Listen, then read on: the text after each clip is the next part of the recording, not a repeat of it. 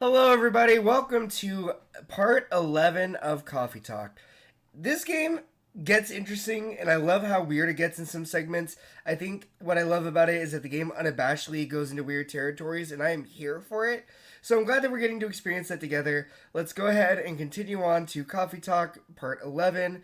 Now it is apparently October 2nd, 2020. So why don't you sit back, relax, and attempt to enjoy my ridiculous voices that I'm doing for these characters. Here we go. Alright, here we go. The Evening Whispers is with the people for stricter gun laws. New healthier theory sedative might be available sooner. And action video game Rising Hell. Blamed for violence in school? I don't think I've heard of that one. Alright, what's the new... Is there a new story? Okay, so this is the one probably before she left. Happily ever after part 1. Do I want to grow old with you? No, I don't want to do that. But do I want to be with you, here in this moment, stuck in eternal limbo, in an infinite loop of this exact hour forever? Hell yeah, I do. That's probably the last time Romeo remembers having a really... hello? Let me... Stop. Okay, remembers having a really meaningful conversation with Juliet. But let's not get too far ahead of ourselves, dear readers. Just like any other story, this one also has a beginning. And it begins with an introduction. Romeo is a young man of 20.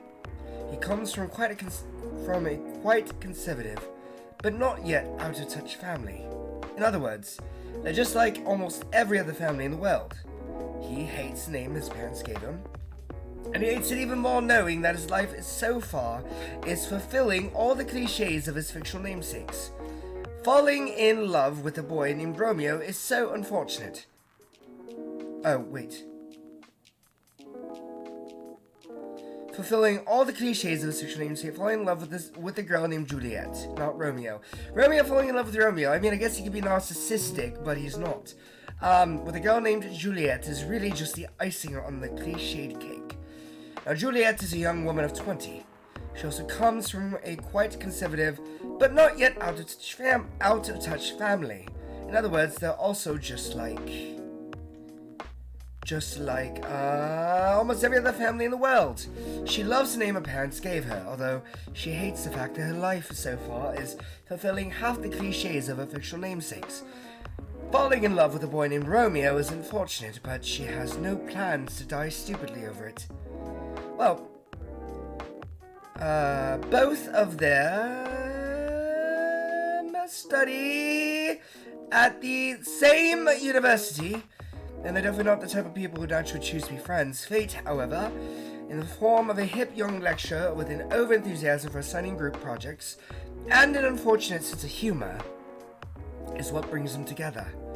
Sorry everybody, I am talking really fast. It's crazy because my acting coach had always taught me when you're like performing, you move so much faster when you talk.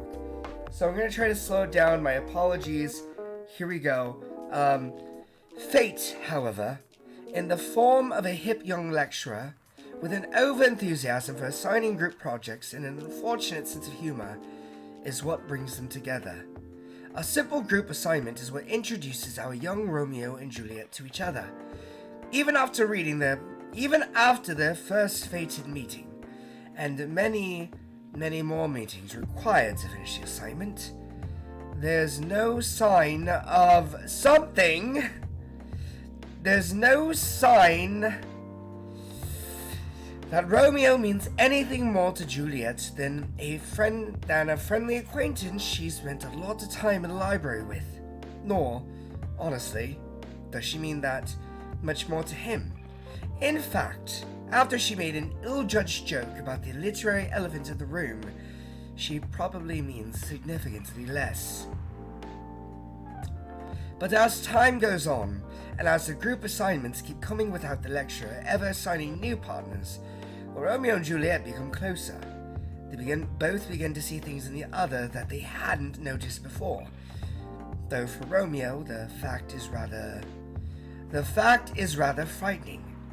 How could I ever fall for somebody like her? And named Juliet, no less. I can't accept it. My mind's just playing tricks on me. Again and again, around and around. His thoughts chase themselves whenever he sees her. The day is Monday, and Romeo how long is this? It's gonna be quite a bit. Let's see. The day is Monday, and Romeo has a class he needs to attend. However, something is different. Normally, a relatively anxious fellow he finds going to class requires a lot of willpower. Today, however, he finds himself hurrying to get there. He knows why, of course, but he refuses to admit to himself quite yet. The first thing Romeo does when he opens the door is to look at a specific table. The table where Juliet always sits. To his unacknowledged disappointment, the table is empty. Fuck, mutters Romeo under his breath. He doesn't curse because Juliet is not there, of course. Rather, he curses because noticing this was the first thing he did upon entering the room. After sitting in his usual place, Romeo reopens his book and begins reading.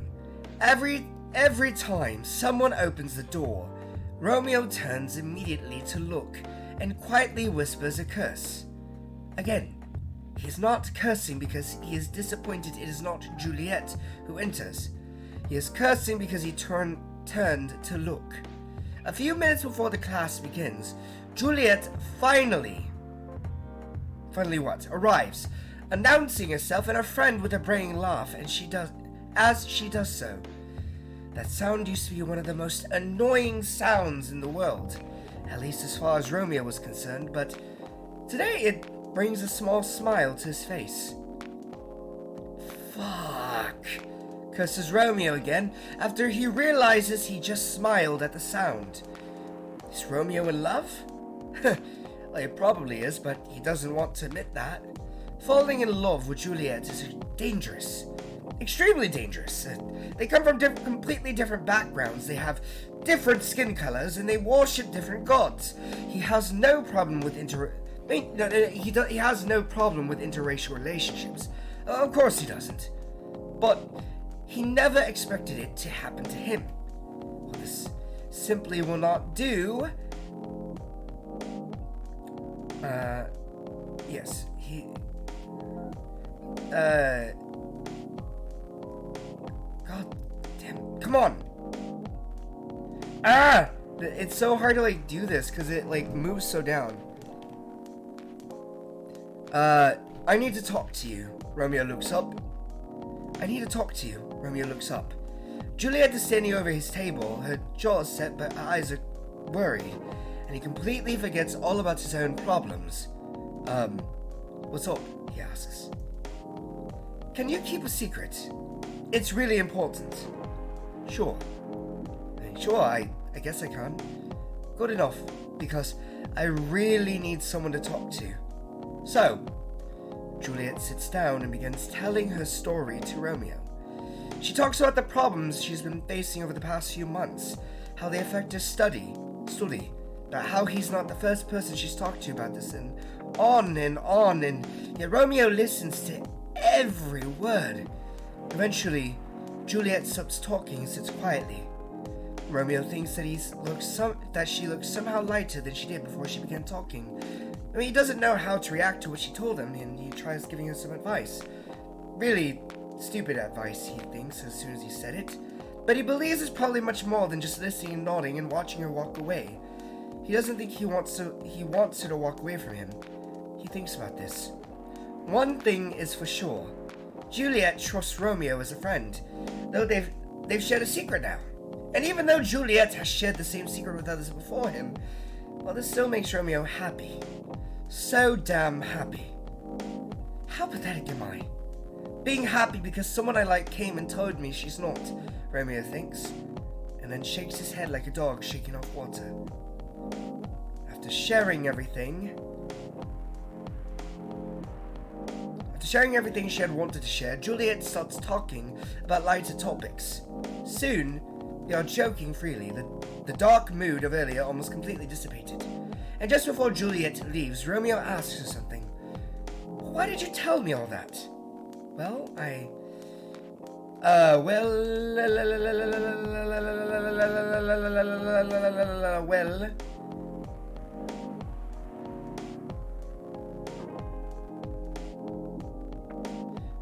come on! Well, I don't really know. I think I can trust you. And you're one of those rare few people who can talk to people directly without sugarcoating everything, I guess. She shrugs. She shrugs? I guess that's why. Well, what Juliet said is true. But Romeo finds it amusing that even though he normally speaks directly to everyone he knows, he can't do that with Juliet. He is not himself when she's around, or so he believes. After that conversation, Romeo falls even more helplessly in love with Juliet. It's stupid, he thinks, as someone who rarely falls so hard for anyone, but Juliet is driving him crazy. And the fact that she makes him feel the closest thing to love he's felt in years, yet a big wall of cultures, norms, and other societal traditions stands between them. It hurts him even more. That is, of course, if Juliet is even into him anyway. As weeks go by, Juliet and Romeo become closer. They start telling each other stories more often, but all of those stories are limited to their friends, courses, their friends, and anything at all besides their feelings for each other. She's not into me. She's just an extrovert. She's friendly with everyone, Romeo keeps thinking. And it's when he's thinking about that suddenly Juliet comes and sits at his table. So, you said you want to tell me something? It's true. He has already sent a message to Juliet, telling her he wanted to talk about something.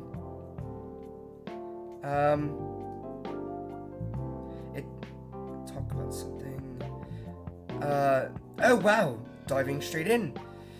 It's nothing at all that important, actually. Oh, come on, it's not like you to be so indirect about some things, or about things. What's wrong with... Okay, you know what? Let's just... Is there any way to...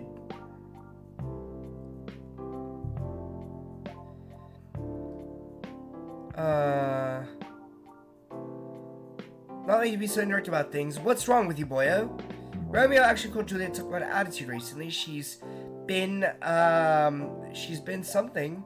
She's been weird, at least in Romeo's eyes, and it feels like she's getting farther away, removing herself from many student activities she usually partake in. Juliet answers all his questions, all his thoughts and concerns about how she seems to be removing herself from all other side activities she manages to shrug off or easily explain.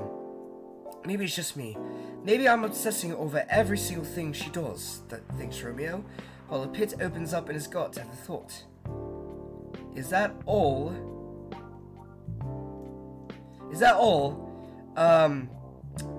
Anything else you want to say? She questions him.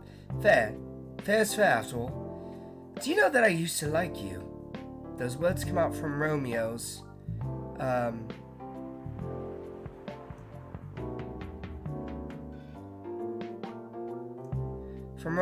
I had it! No! I hate when this happens. The words came out from Romeo's mouth out of the blue. He's horrified. Even as he recognizes it's a lie, he still likes her now. He doesn't even know why he decided to confess his feelings right at this random moment. Never mind why he confessed with half a lie, it wasn't planned at all. But when he heard Juliet say anything else, well, it's definitely one thing Romeo's been planning to say to Juliet for the last few thousand eons, or as normal humans measure time, since around 8 months ago. Juliet shows a flash of surprise and then says, No, I had no idea at all. Why? Why what? Why do you like me, or did you like me? I mean, there must be a reason. Oh, of course there is. Romeo opens his mouth to tell her and pauses. He blinks slowly and closes his mouth again.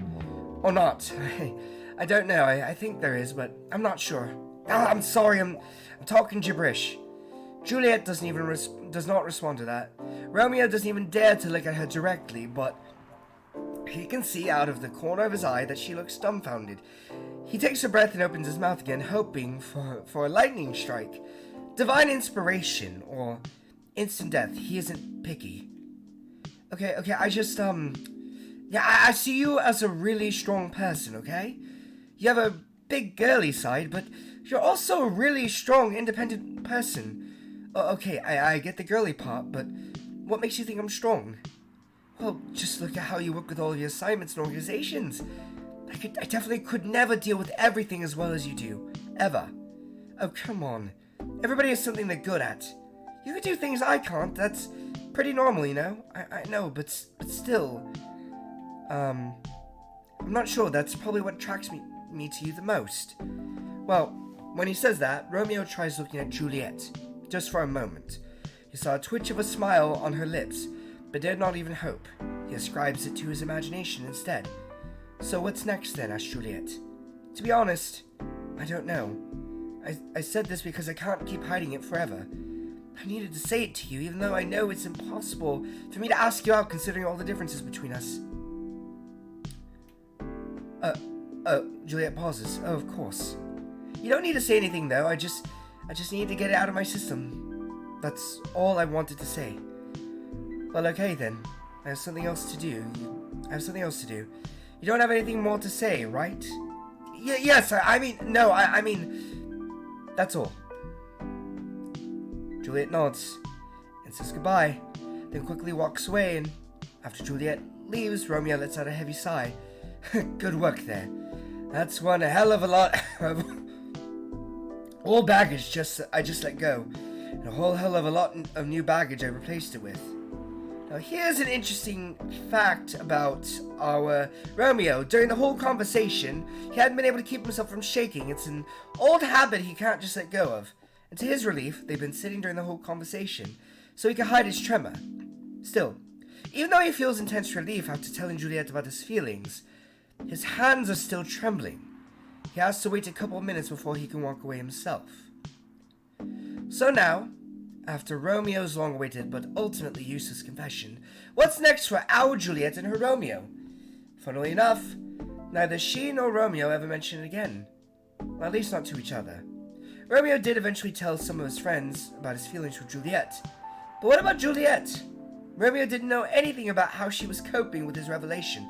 He expected that she's probably told some of her friends, as he had told his. But that,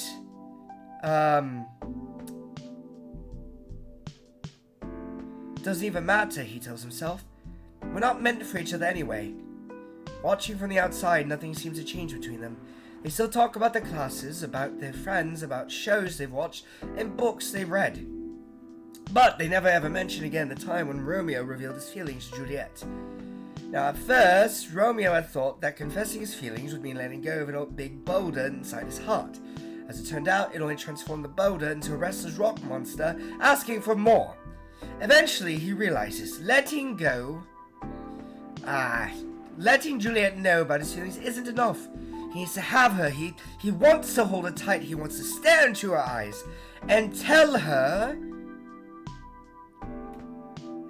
what? That he loves her to Pluto and back. He wants to hear her say, I love you too. And he wants to kiss her. He wants to run away with her to a place where no one cares about the differences and just sees them as a cute couple in love.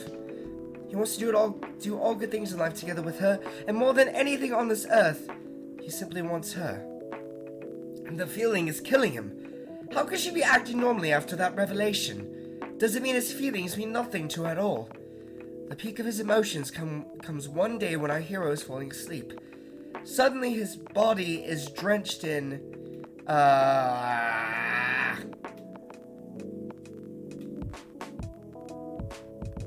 in sweat. His heart beats too fast and his thoughts only run to one thing. He wants nothing so prosaic. He needs Juliet. He doesn't care about anything else, about the traditions, about the families, about anything. There's only one thing he needs to do tomorrow, and that is to confess his feelings again to Juliet. This time, however, he is going to ask her out. If she feels the same way, he will ask her to just give it a try and fight the world together. He resolves that he is going to take a leap of faith, and it will be the first thing he does the next time they meet. It is to be continued. I don't know why I went with that accent. I hope it's consistent to anybody who's watching the UK. If it's not, just let me know. Just shoot me. Or not just shoot me. Just Just kill me with kindness, kill me with constructive criticism. I'm kidding, please don't kill me, but just let me know. I used to work on accents. I used to have an Irish accent and a British accent at a time when I did theater. So, you know, let me know if I was inaccurate or if I was mixing different tones, because I know that there was a mix probably of like Cockney and proper, so just let me know. Anyway, let's get to the meat of the game, right? So, welcome. Good evening, Mr. Baileys. Evening. Am I the first customer tonight? You are. That's new.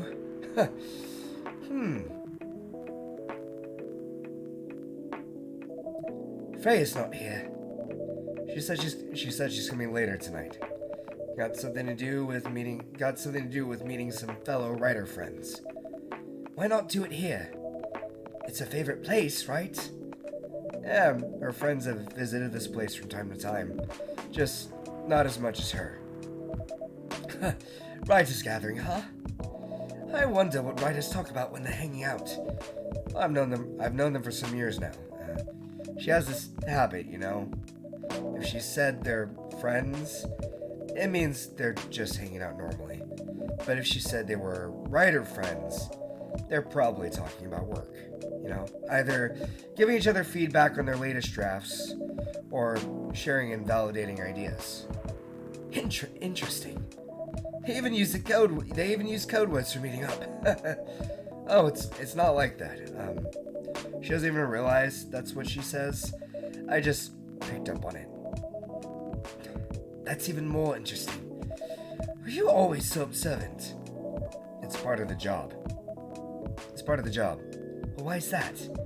Well, people come in here every day. Some of them aren't as talkative as others, but you know, their body language can be loud and clear.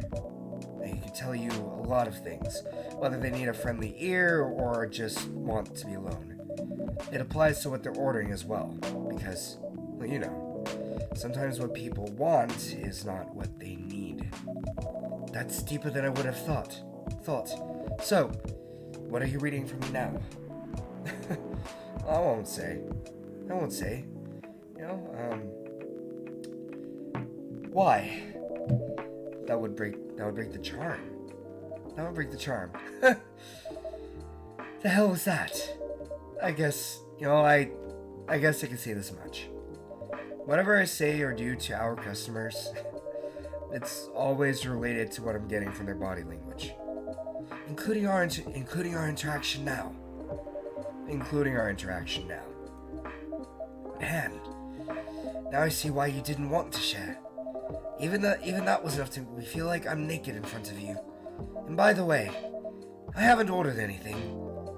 Well, what are you having tonight? Hot chocolate, with ginger and cinnamon. I heard that's a good drink for a bitter heart. I guess we're serving you what is a bitter heart. So we're gonna do chocolate.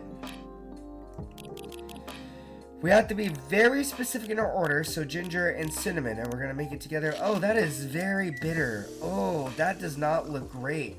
I'm not a bitter fan, so, you know, I'm like, ugh. Anyway, here you go. Huh. You're a pretty romantic person, huh? Spending extra time decorating this drink. Only for special people and special drinks. Say, Anbu, tell me about yourself. Well, what do you want to know? Anything. How old are you? Old enough to open a coffee shop. Oh man, I guess I should say sorry for asking that. It's alright, you know, but that's the only answer I can give. Now you're making me wonder, what should I ask next?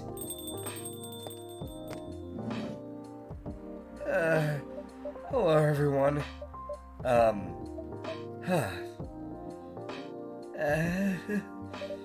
are you both looking at me like that? Well, Freya, you look horrible.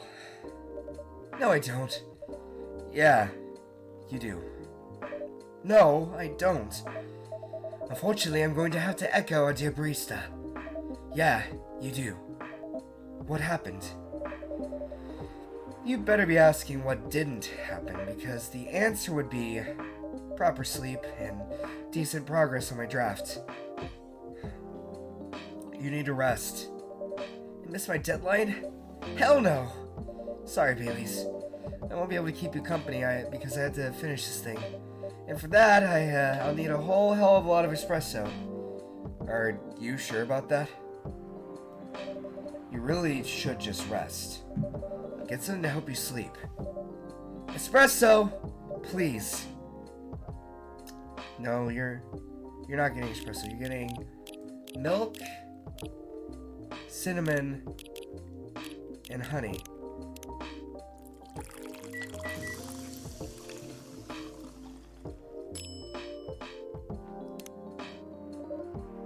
Here you go. What the hell, dude? This isn't even coffee. Drink. But this isn't what... Drink. Okay. It's on the house. It better be. Well, how was the meeting? It was pretty good. I got a lot of good advice. But that also means things, and not a small number of them, mind you, need to be rewritten. Oh. It's not that bad. Rewriting is part of the process. It's just that, going into my usual corner.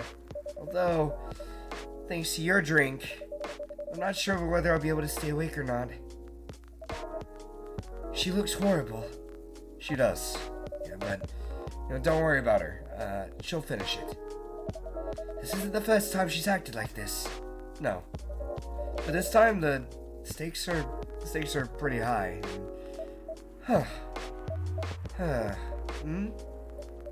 So, well, what brings you here today? I'm not even sure myself. I had no plan tonight. This place just came to mind out of the blue. I'll have to thank your subconscious then. I guess you should.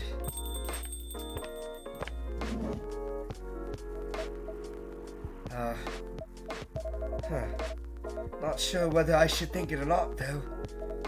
Hi, Lua. Hi, Baileys.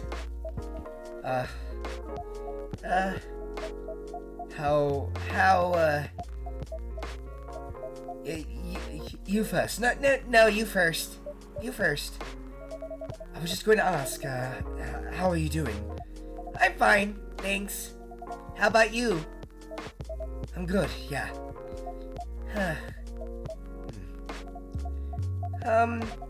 I think I need to order something first. Oh, of course. Go ahead.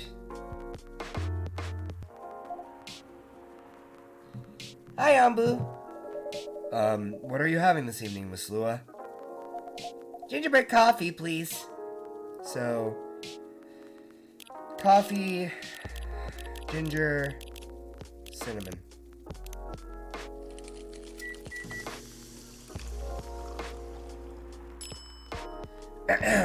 Serve it.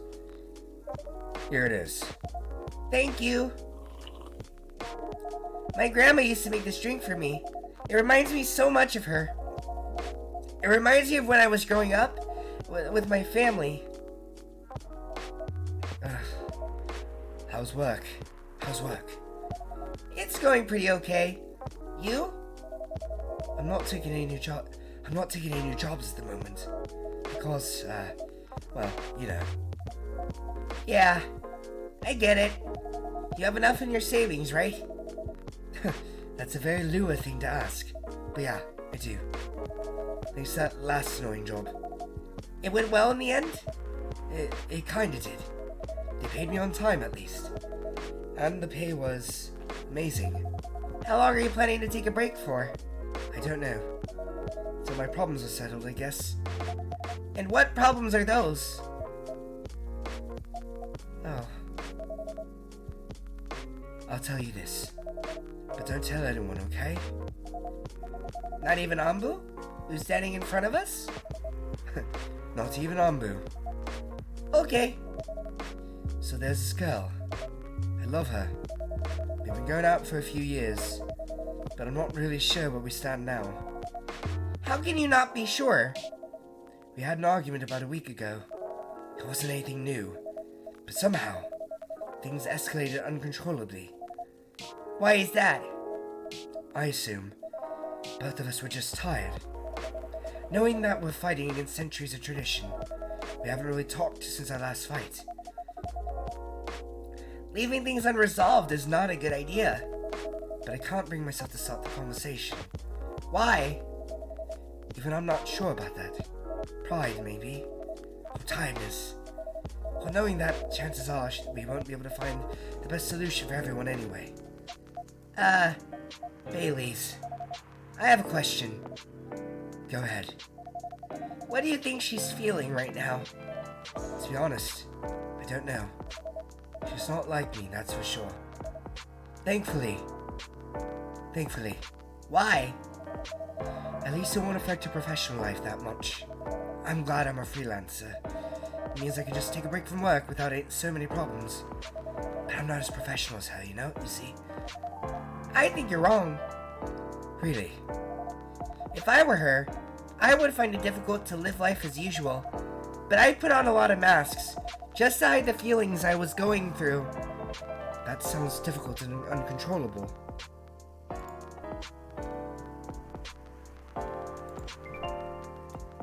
It is. But a friend told me once, you gotta do what you gotta do. He must be a pretty cool guy. He is.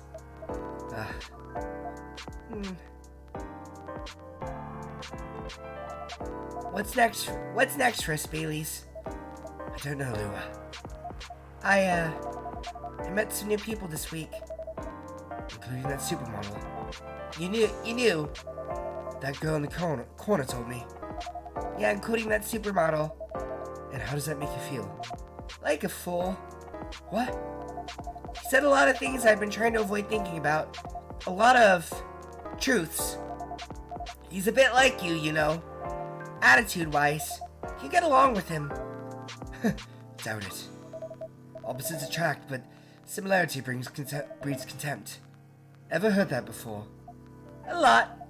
From a certain hipster elf. And after listening to the guy, what's your stance on, us? I'm not sure, Baileys. What about you? Yourself? Had any similar, experiences this week? I have, in fact. You met a vampire, and I met a werewolf. What are the odds? What are the odds, indeed? What did your werewolf say? Not much, to be honest. But he made a good point about the importance of family. Baileys. I know I've been stubborn about you wanting me to make peace with my family, and I know why that's very important for you. But Freya said something that kind of hit me hard. What was it? I was just using you as an excuse to escape my family, but I actually want to do that anyway, for myself. You know me, Baileys. I do. You know how I feel uncomfortable with people leaving their families, which makes me an asshole, I guess. I get why you think that way, Lua. Blood is thicker than water. Water. What should we do? Lua. Yes, Baileys? Please let me leave my family. I'm trying to get your family to accept me. That sounds like the easy thing to do, after all. But you'll lose your immortality. You'll be an outcast among other elves. An outcast from a bunch of overly pretentious people? Sounds great. You'll live a long time, but you won't have the perfect health and perfect life. That's the elven privilege. But it's not a perfect life without you. What if our relationship doesn't last? You'll have lost everything. You'll blame me. Lua, I will never blame you for anything. If we're talking about who I used to be, that guy would never have blamed himself. 100 reasons for why something failed, but never anything to do with him. But that would happen with us. You know why? Because I've learned so many things by being with you for 10 years. It made me a better person. So, you don't need to worry about any of all that. Because right now, you're the most important part of my life. I don't need an immortal life. Because without you, it won't be a life worth living. Baileys, I believe in you. Hey, let's go! They're doing it! They kissed! It's a heart in the middle! Yeah! Lua, Baileys. I feel like we're living in a soap opera. It seems so. So, what's our plan? Tomorrow's Saturday. Are we going on a date? I'm going to my parents' place. Oh. And I want you to come with me. What? That's so sudden. Did you already have plans for tomorrow? Well, no. It's just, I'm not prepared to meet them. You'll be fine. You don't want to tell them about this first. It'll be alright. Well, they never forbade you from dating other races. They're not big fans of elves, that much is true. But you can prove them wrong. Huh. Okay. This could be a good first step. It is. It's set then. I don't know what'll happen tomorrow, but we can think about it. And anything else, later. I'm with you on that. So, does that mean you don't mind me, I had my doubts, but now I'm sure. I can trust you. Lua, thank you. Are you still staying at Farron's place? Yeah. You're staying with me tonight. Huh? What about your roommate? She's away for the weekend. Taking a long weekend getaway until Sunday night. Fate is on our side then, it seems. Hey, Ambu. Yes? We're leaving. Thank you so much for keeping up with us this past week. Well, the pleasure was mine. We're off then. See you. Well, thank you for coming. It's been more than a week, hasn't it?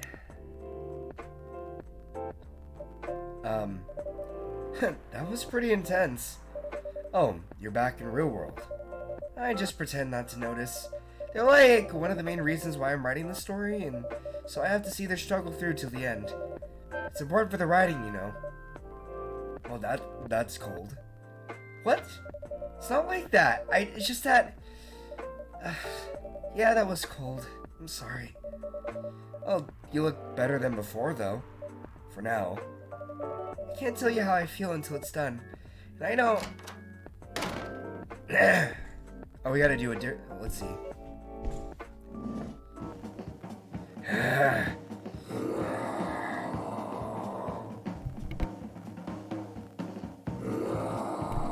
Okay,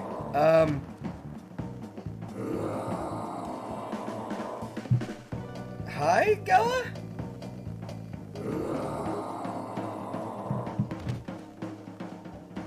Whoa! Freya, get over here.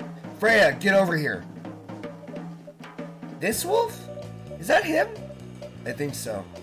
Welcome, sir. Are you crazy? You can't treat a werewolf in a fury like a normal customer. Trust me. You must have his reasons for coming here.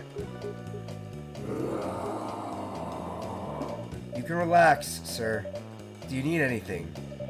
Something to calm you down? Maybe?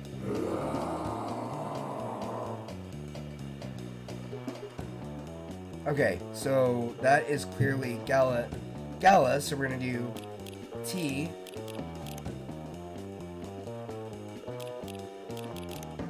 Milk. And ginger. Give him the Galahad.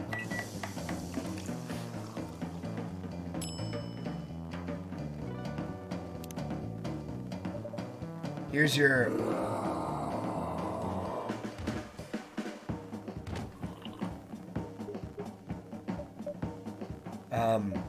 huh.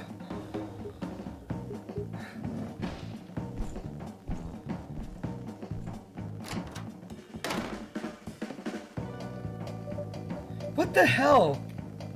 Is that really him? After seeing the reaction to the drink, 100%. Well, whoever he is.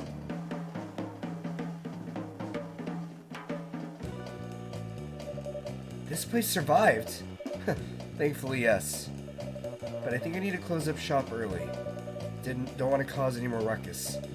And I need to clean up some of the mess. Anyway. Good idea. Can you get back alright by yourself? I'll manage. Take care on your way back. You be careful too. See you tomorrow. See you. Alright everybody, that was part 11. Thank you so much for joining me so far. Please do not forget to like, comment, and subscribe. I hope you've enjoyed it so far. If you've stuck with me on this journey, I hope that means you do. Let me know in the comments below if you like what you see or things you think I can improve upon. And don't forget to follow me on Twitch and check me out. I'll be there on Sundays from 10 a.m. Pacific Standard Time, 12 Central, 1 p.m. Eastern Standard Time. And then Mondays and Thursdays, 7 Pacific Standard Time, 9 Central, 10 Eastern Standard Time. Until then, take care of yourselves. I hope you're doing well, and I will see you, well, next time.